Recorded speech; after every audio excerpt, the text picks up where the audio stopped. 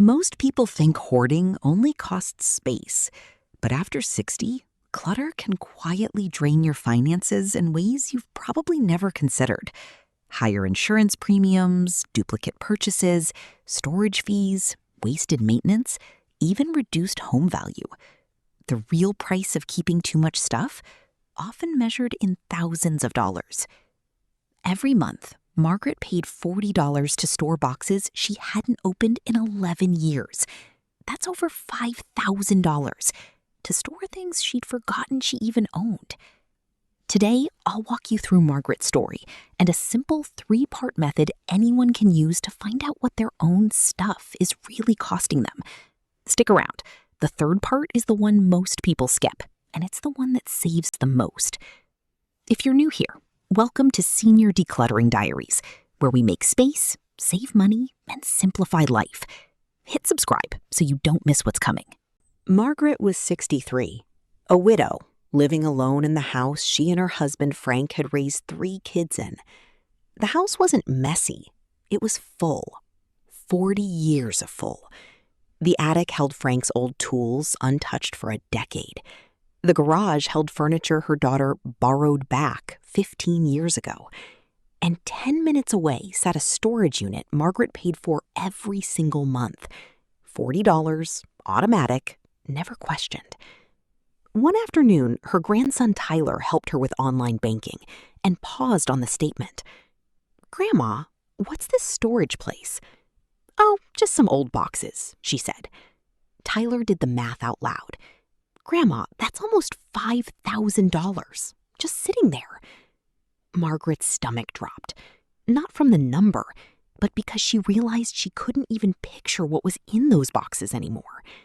That weekend, she decided to go look. Step 1, the cost per year test.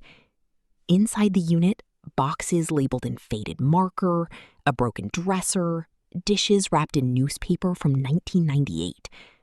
Margaret picked up the first box and asked herself a question she'd later teach her whole family. What has this cost me to keep? And what would it cost me to replace? The dishes? Unused for 20 years. Replace them? $30.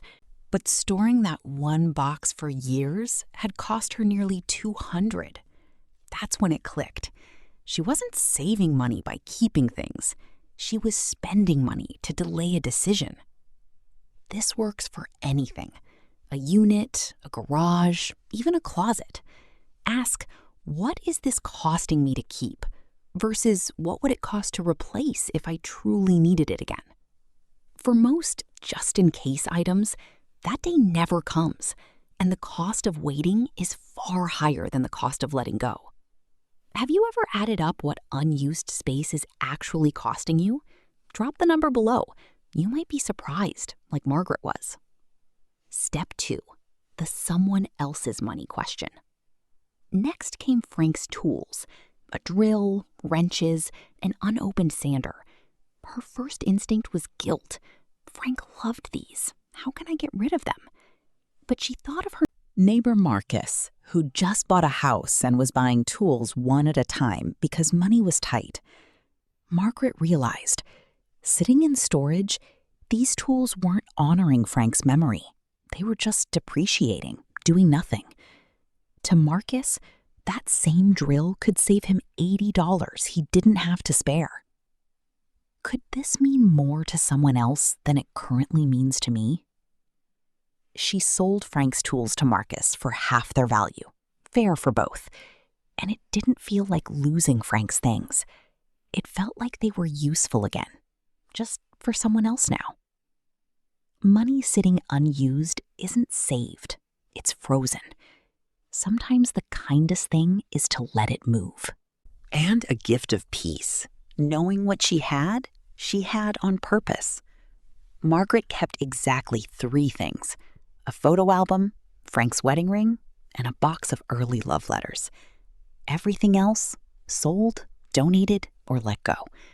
She canceled the unit that week. $5,280. That's what those 11 years had cost.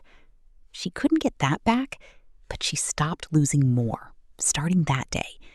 And the relief, she said, was worth more than the money.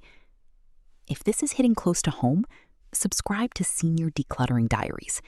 Every week, simple ways to let go of what's costing you and keep what truly matters. Let's recap the 3-part method Margaret discovered. Step 1, the cost per year test. Ask what something is truly costing you to keep versus what it would cost to replace if you ever needed it again. Step 2, the someone else's money question. Recognize that unused things represent money that's frozen, and sometimes letting it move helps someone else more than it helps you to keep it. Step 3, the future gift reframe. See decluttering not as losing something, but as giving a gift of money, time, and peace to your future self and the people you love. You don't have to do this all at once. Margaret didn't clear that whole unit in one day. She started with one box, just one. If you're going to start with one box this week, what's the first thing you think it might be?